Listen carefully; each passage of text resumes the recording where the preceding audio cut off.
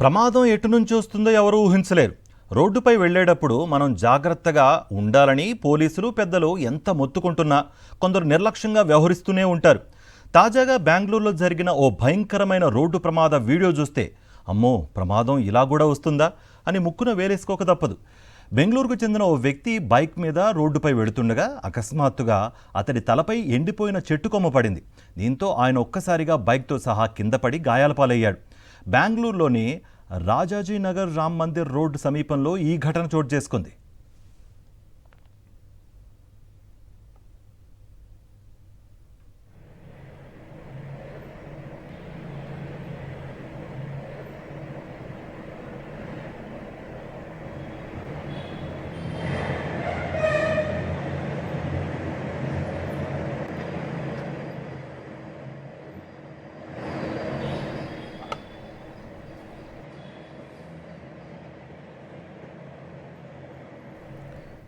Right, విజువల్స్లో చూస్తున్నట్టుగా 52 వ్యక్తి ఎప్పట్లాగే తన బైక్పై రామ్ మందిర్ రోడ్ గుండా ప్రయాణిస్తుండగా ఈ ఘటన చోటు చేసుకుంది.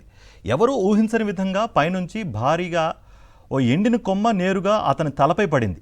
కొమ్మ బలంగా తగలడంతో ఆయన ఒక్కసారిగా బైక్పై నుంచి కింద పడిపోయి స్పృహ కోల్పోయారు. తలకు తీవ్ర గాయాలవ్వడంతో ఆయన ప్రస్తుతం కోమాలోకి వెళ్ళిపోయారు.